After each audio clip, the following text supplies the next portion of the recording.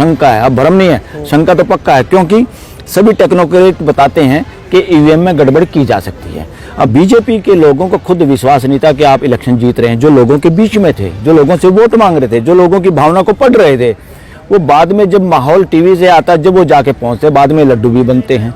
इस बारे में पूरा देश बार हमारी के मेजोरिटी मेंबर भी ये शक कर रहे हैं कि कुछ तो गड़बड़ झाला है जी। अब तो और जग जाहिर हो रहा है किस तरह के मुकदमे सुप्रीम कोर्ट में पेंडिंग है। महाराष्ट्र में कई पूरी की पूरी पार्टी इधर से उधर हो रही है। लेकिन सर तेलंगाना में जीत जाती है कांग्रेस, वहाँ पे नहीं कोई ईवीएम बोल रहा है, यहाँ पे ही क्यों बोल रहा है? वो सड़क पे उतरने वाले लोग हैं वहाँ पर। यहाँ पे कमलनाथ उतर सकता है क्या सड़क पे? उनको क्या हाथों में मेहंदी लगी है कि दिग्विजय सिंह के? दिग्विजय सिंह को सड़क पे आना चाहिए, उसको पता चल जाएगा क्योंकि सुप्रीम कोर्ट कैसे चलती है, जो जज बैठे हैं उनकी वजह से चलती है। वो जब लोगों आज लोग ईवीएम के खिलाफ है पूरा देश। आज जो भी नेता सड़क पे निकलेगा, जब कोई भी पॉलिटिकल आदमी, देश की जनता उसके साथ हो जाएगी। उनको वोट गया ही नहीं वहाँ पे जिस पे डाला। हैकिंग का कितना बड़ा मसला है, कितने बड़े बड़े हैकर हैं, तो ईवीएम किस खेत की मूली है? पर्सन चिन्ह के पिटारा खुला हुआ है, चुनाव आयोग पर्सन चिन्ह के अलावा है क्या? तो ये सरकारी इलेक्शन कमीशन को लोग ये कह रहे हैं सरकारी बंदर और सरकारी तोता, इससे ज्यादा कुछ नहीं है। ओका नमस्कार, आप देख रहे हैं फोरम पोर, मैं हूं प्रभात। इस वक्त मैं सुप्रीम कोर्ट में हूं। सुप्रीम कोर्ट में इसलिए हूं क्योंकि अभी आपने देखा कि 5 राज्यों के विधानसभा चुनाव के रिजल्ट आए हुए हैं और उसके रिजल्ट एग्जिट पोल में जो आए हुए थे वो लगभग सटीक हैं। और जो कह रहे थे, जो विपक्ष कह रहा था, जो तमाम लोग कह रहे थे, जो जनता समझ रही थी, वो नहीं हुआ है रिजल्ट में। और बीजेपी ने 3 राज्यों में हैट्रिक की है और बड़ी मार्जिन से जीत हासिल की है।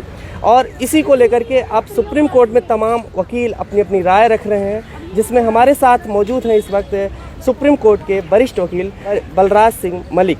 आइए इनसे बात करते हैं। सर, जिस तरीके से अभी जीत पर चर्चा हो रही है बीजेपी की 3 राज्यों में लगातार, और वो नॉर्थ के राज्य हैं, बड़े राज्य हैं, मध्य प्रदेश, छत्तीसगढ़ और राजस्थान, क्या आपको क्या लगता है ये जो जीत हुई है बीजेपी की? देखो, जीत हुई है, बीजेपी जीते, कांग्रेस जीते, मुद्दा ये नहीं है। मुद्दा ये है देश के लोगों का विश्वास ईवीएम से पे उठा है। ईवीएम पे लोग शंका के घेरे में ईवीएम, और ईवीएम पे विश्वास अब देश के लोग नहीं कर पा रहे। जब मतदाता ही नहीं कर पा रहे, इसमें बीजेपी और कांग्रेस का कोई मायने नहीं है। मतदाता किस स्टाइल पे मतदान को ज़्यादा सुरक्षित मान रहे हैं आज के दिन, और किस चीज़ पे शक कर रहे हैं, इसलिए बात मतदाताओं की और उनके मतदान की है। बात यहाँ कांग्रेस की जीत या बीजेपी की जीत का मुद्दा ही नहीं है।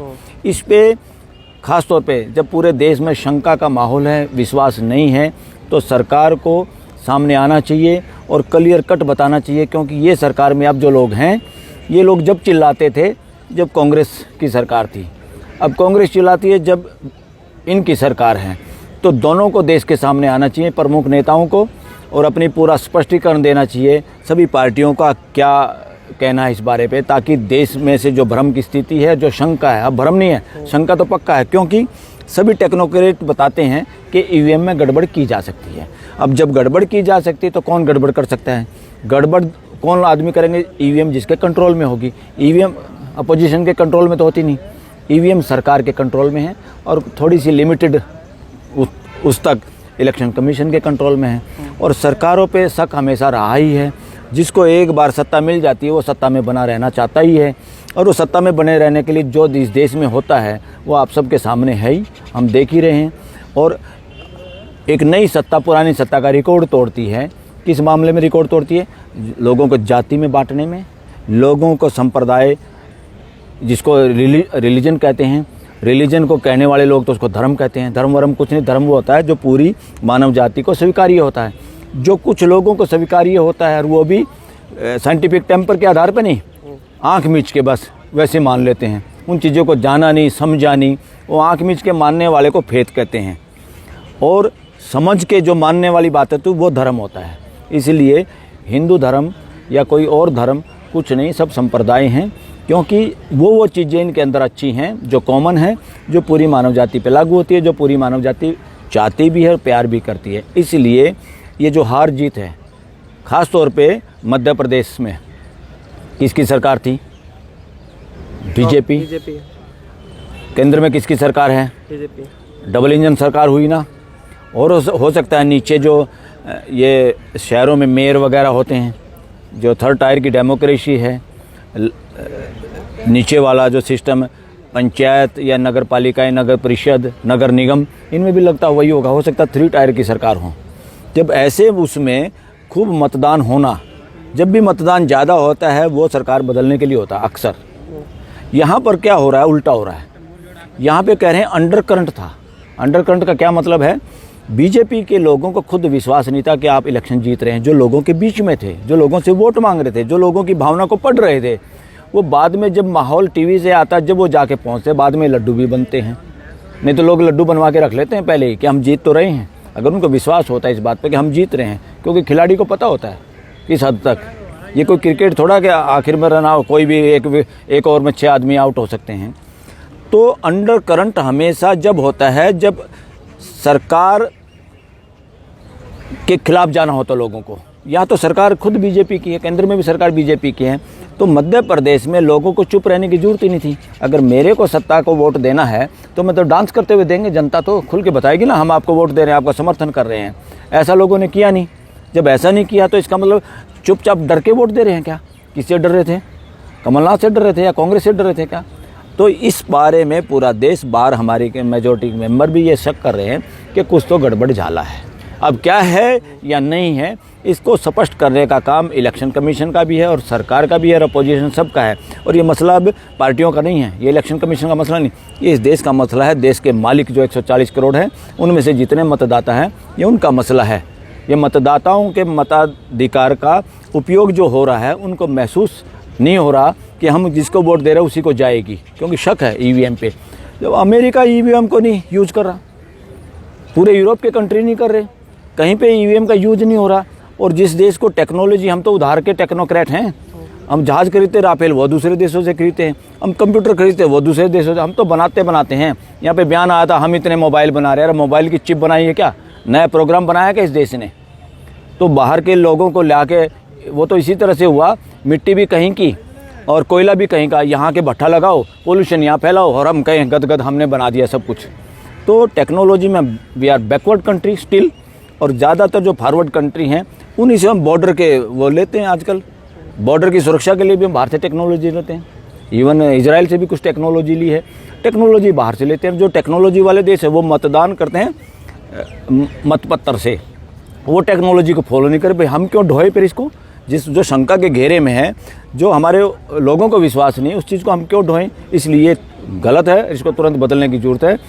अब लोगों को ये भी शक है अगर ईवीएम से इलेक्शन होगा तो यही सत्ता बनी रहेगी। लेकिन जब चुनाव हार जाती है कांग्रेस, तो उसके बाद बीजेपी पहले से ही कह रही थी कि जैसे ही हारेंगे ईवीएम पर ठीकरा फोड़ेंगे, और आप लोग भी अब ईवीएम पे ही ज़्यादातर आरोप लगा रहे हैं। ईवीएम पर ही क्यों ठीकरा फोड़ रहे हैं? हमें कांग्रेस हारी, बीजेपी जीती, इससे कोई लेना देना नहीं है।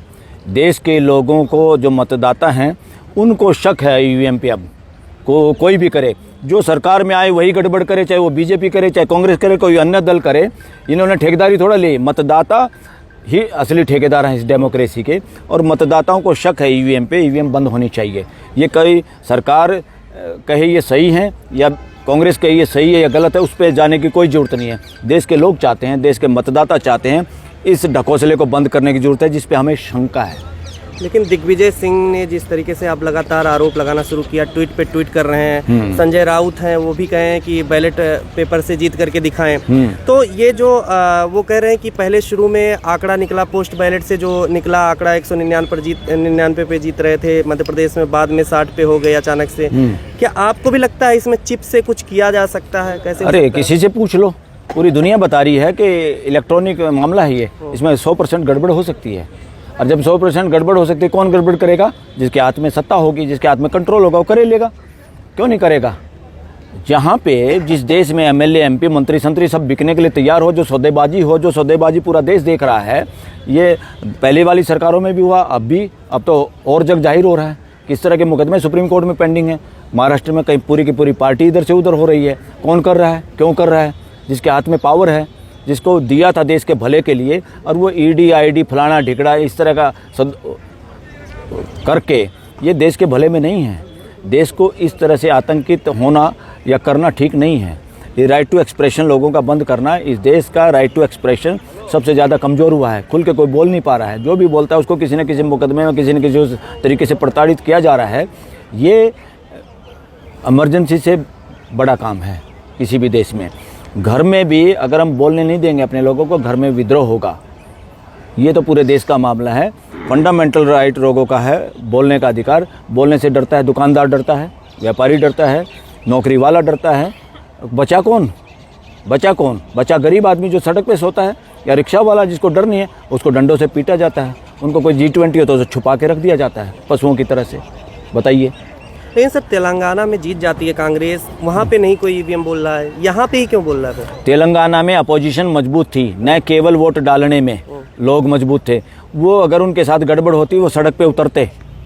वो सड़क पे उतरने वाले लोग हैं वहाँ पर। यहाँ पे कमलनाथ उतर सकता है क्या सड़क पे? कमलनाथ के स्टेट में गड़बड़ हुई। कमलनाथ व्यापारी आदमी है, पैसे इकट्ठे कर रखे हैं, जिसके पास भी जितना ज़्यादा धन है वो कोई साफ़ सुथरी कमाई तो है नहीं, गड़बड़ झाला तो है, तो वो डरेगा नहीं क्या? बीजेपी या सेंट्रल गवर्नमेंट की सरकार, उसकी क्या औकात है? ये सारे नकली नेता कांग्रेस ने फेंक देने चाहिए अभी तक, बाहर निकाल देना, हाथ जोड़ के इनको शाल उड़ा के घर बिठाना चाहिए कांग्रेस को या किसी भी अपोजिशन पार्टी को। तब जाके अगर वहाँ और कोई होता या और यंग लीडर होते वहाँ पर, या अगर गड़बड़ होती, अभी तक तो मध्य प्रदेश जाम हो चुका होता, जनता सड़क पे आ जाती। छत्तीसगढ़ में भी तो हुआ है। छत्तीसगढ़ में भी उससे पहले क्या क्या नहीं हुआ, मुकदमे करो, ये करो, उसने पैसे हुआ नहीं, छापे पड़े ना। और गहलोत का भी कोई आदमी पकड़ा गया, उसके लड़के पे भी कुछ ना कुछ कार्रवाई हुई। तो ये लोग डरपोक, अब इतना सारे कुकर्म करके तो आप जनता के प्रतिनिधि हो सकते हो क्या? आप होने का ढोंग तो कर सकते हो, बन भी सकते हो। इन लोगों को क्यों बना रखा है इन्होंने अपनी अपनी पार्टियों में? ये पार्टी अपोजिशन भी ये सोचते हैं कुछ पैसे वालों को टिकटें दो, उन्हीं को प्रमुख बनाओ, क्योंकि 2 नंबर का पैसा उनके पास है, वो भी यूज़ कर लेंगे, मुकाबला कर लेंगे बीजेपी का। ऐसे नहीं होगा। ये सारे जितने लाचार नेता हैं जो बदहजमी कर करके इतने पुराने हो गए, इन सारे पुराने सारे के सारे लोगों से मुक्ति पाने की जरूरत है अपोजिशन को, नॉट ओनली कांग्रेस और सारी पार्टियों को भी। क्योंकि इस तरह के लोग बीजेपी में बहुत हैं, पर बीजेपी की तो गाड़ी पटरी पे है ना, पटरी पे से उतारनी किसको? तो अपोजिशन को उतारनी है। तो अपोजिशन को तुरंत अपना घर ठीक करना की जरूरत है। अगर यहाँ अपोजिशन के लीडर मजबूत होते और नए लोग होते और भ्रष्टाचार से दूर वाले लोग होते, जो किसी सरकार से डरने वाले नहीं होते, और ख़ासतौर पे वो हो सकते हैं जिन्होंने संचय नहीं किया, जिन्होंने माल इकट्ठा नहीं किया, वो लोग होते तो अभी तक तो सड़कों पे जनता सड़क पे आ चुकी होती। कोई भी गड़बड़ होती तो ऐसे सड़कों पे आ जाती है जनता। दिग्विजय सिंह ने एक बात और कही है कि सुप्रीम कोर्ट को इसमें आगे आना चाहिए रक्षा करने के लिए लोकतंत्र की। क्या लगता है सुप्रीम कोर्ट अब आगे आएगा या क्या कुछ होगा? देखो, सुप्रीम कोर्ट और हाई कोर्टों को तो आना ही चाहिए, मगर इतनी हिम्मत दिखाई नहीं देती हमारे को। पाकिस्तान के हाई कोर्ट और सुप्रीम कोर्टों में ज़्यादा हिम्मत है, क्योंकि सुप्रीम कोर्ट कैसे चलती है? जो जज बैठे हैं उनकी वजह से चलती है। वो जज कौन लोग हैं, कि इन्होंने और कैसे वो जज बने हैं, ये बहुत बड़ा मामला है। और वो जज कितने ईमानदार हैं। वो जज कोई ऐसे कामों में एंटेंगल तो नहीं जिनके डॉकेट, जो कि प्रशांत भूषण एडवोकेट ने कहा था कि इनके सारे के सारे डॉकेट यानी कागजात इकट्ठे करके सरकार रखती है और इनको ब्लैकमेल करती है, या ये लोग ब्लैकमेल होते हैं, यहाँ दब जाते हैं। तो ये पाकिस्तान की सुप्रीम कोर्ट नहीं है जो इमरान खान प्राइम मिनिस्टर को कोर्ट में बुला लिया था।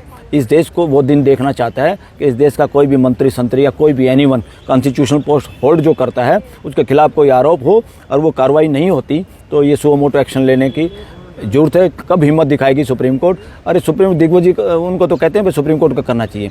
उनको क्या हाथों में मेहंदी लगी है कि दिग्विजय सिंह के? दिग्विजय सिंह को सड़क पे आना चाहिए, उसको पता चल जाएगा उनको कि कितने लोग साथ हैं। जब आज लोग ईवीएम के खिलाफ है पूरा देश। आज जो भी नेता सड़क पे निकलेगा, जब कोई भी पॉलिटिकल आदमी, देश की जनता उसके साथ हो जाएगी। 1 दिन लगेगा, 2 दिन लगेगा, 1 हफ्ता लगेगा, ज़्यादा से ज़्यादा करके तो देखो, सारा का सारा सुप्रीम कोर्ट करेगी। तुम क्या करोगे भाई? वोट मांगते घूम रहे, तुम्हारे साथ अन्याय हुआ है, तुम्हें लग रहा है गड़बड़ हुई है, तुम आओ कोर्ट के सामने मुकदमा भी करो। हिम्मत सुप्रीम कोर्ट हाई कोर्ट जब हिम्मत दिखा रही है इस देश की, जब देश की जनता हिम्मत दिखाती है, अपोजिशन के लीडर हिम्मत दिखाते हैं, जब उनकी हिम्मत कमज़ोर होती है तो यहाँ भी सिस्टम उसी तरह काम करता है। लेकिन सुप्रीम कोर्ट के एडवोकेट ही कह रहे हैं, तमाम लोग कह रहे हैं कि इसमें चुनाव दोबारा होने की गुंजाइश है, क्योंकि कुछ लोगों ने वोट डाला, उनको वोट गया ही नहीं वहाँ पे, जिस पे डाला। उसके सबूत तो देने होंगे ना। वोट डाला, वो गया नहीं है। कितनी बार इस देश में एटीएम पे आप लोगों का कार्ड क्लोन कर लिया जाता है, पैसे इधर से उधर हो जाता है। हैकिंग का कितना बड़ा मसला है, कितने बड़े बड़े हैकर हैं। तो ईवीएम किस खेत की मूली है? ईवीएम में तो वो जो सरकार चाहेगी वो कर ही लेती है। अरे जितने भी इलेक्शन होते हैं, बीसीसीआई, क्रिकेट बोर्ड पे तो सुप्रीम कोर्ट ने कह दिया था जो खिलाड़ी हैं वही आए। उसके बाद क्या हुआ, बीसीसीआई का कानून बदला दिया कि नहीं बदला, सुप्रीम कोर्ट की छाती पे बदला एक तरह से उनके। और कौन बैठे हैं वहाँ पर? इलेक्शन कमेटी से सुप्रीम कोर्ट को निकाल दिया। इलेक्शन कमीशन में जो कहा था भाई अच्छे लोग आए, उसमें कौन है? और जो सुप्रीम कोर्ट ने फैसला सुना रातों रात वो बदल के दूसरा कर दिया। भाई क्यों चाहते हो तुम? तुम्हें इलेक्शन कमीशन ईमानदार चाहिए, देश के भले वाले चाहिए, अपने पॉकेट वाले चाहिए। चीफ जस्टिस को तो सब वकीलों में ये है कि सारी हमारी कॉन्स्टिट्यूशनल पोस्टें या ट्राइब्यूनल कमीशन में वो लोग भरे जा रहे हैं जो कि बंदारी के बंदर का काम कर सकें। ये चर्चा है वकीलों के अंदर, देश में ही चर्चा है। तो बताइए क्या करें? इतने आदमियों में दम ही नहीं बचा। जितने रिटायर्ड ऑफिसर या इन लोगों को लगाया जाता है पहले से चिन्हित कर लिया जाता है। सारे के सारे खुद करप्शन में फंसे रहते लोग हैं। जो जितना ज़्यादा करप्शन में फंसा हुआ लोग जिसकी फाइल सरकार के पास है, ऐसे ही प्यादे को पोस्टिंग दी जाती है। वो प्यादे सरकार की हाँ में हाँ मिलाने के अलावा करेंगे क्या? नहीं मिलाएंगे तो उनके कागज़ पास हैं और इलाज हो जाएगा उनका। तो सारे कमज़ोर, भ्रष्ट और नॉन ईमानदार लोग ऐसी पोस्टों को सुशोभित कर रहे हैं देश के लिए ये अच्छा नहीं है। ये देश के लिए अच्छा नहीं है। देश को शासन नहीं चाहिए, देश को व्यवस्था चाहिए। कॉन्स्टिट्यूशन देश में मानवीय व्यवस्था स्थापित करने के लिए बना था। आज़ादी मानवीय व्यवस्था बनाने के लिए की थी। आज़ादी और संविधान देश में प्रधानमंत्री, मुख्यमंत्री, एमएलए, एमपी बनाने के लिए नहीं बना खाली। ये तो मोहरे भर हैं चंद दिनों के लिए। यहाँ आके इस देश में हो क्या रहा है? एमएलए, एमपीओ की कोई गिनती है? एमपीओ से एमपी बेधड़क होकर प्राइम मिनिस्टर से मिल सकते हैं क्या? एमपी खुल के बोल सकते हैं क्या पार्लियामेंट में? एमएलए किसी मुख्यमंत्री से मिल सकते हैं क्या? सारी पार्टियों का लगभग ये हाल हो जाता है। मगर सत्ता पक्ष की ज़्यादा जिम्मेवारी होती है कि वो मोरालिटी दिखाए, देश के सामने एग्जाम्पल फिट करे, ताकि देश की युवा पीढ़ी उस रास्ते को स्वीकार कर सके और खुश हो सके, हाँ यही हमें चाहिए था जो हो रहा है। तो सब कुछ उलट पुलट हो रहा है। क्या चुनाव आयोग पे प्रश्न चिन्ह अब खड़े हो रहे हैं? अब ज़्यादा अब आपको लग रहा है ऐसा कुछ? चुनाव आयोग पे प्रश्न चिन्ह के पिटारा खुला हुआ है। चुनाव आयोग प्रश्न चिन्ह के अलावा है क्या? चुनाव आयोग आम आदमी की कंप्लेंट या अपोजिशन की कंप्लेंट को तो कोई अहमियत नहीं दे रहा। उसका इंटरेस्ट उसमें ज़्यादा है जिसमें कोई सत्ता पक्ष के फ़ोन आता है और किसी डीजीपी को फूल देने से सस्पेंड कर सकते हैं। वाह क्या इलेक्शन कमीशन है! इसको कहोगे जैसे सीबीआई को तोता बताया था कि तोता सरकारी तोता, तो ये सरकारी इलेक्शन कमीशन को लोग ये कह रहे हैं सरकारी बंदर और सरकारी तोता। इससे ज़्यादा कुछ नहीं है, औकात है। टीएन शेषन ने सुशोभित किया था इलेक्शन कमीशन को और ऑटोनोमस बॉडी होने का एहसास दिलाया था और देश ने स्वागत किया था। देश आज भी उनको याद करता है। और अब उसके बाद तो कितने आए इलेक्शन कमीशन, किसी कोई याद करता है क्या? खबरों में बने रहने के लिए फोरम 4 को सब्सक्राइब करें और नोटिफिकेशन पाने के लिए बेल आइकन दबाएं।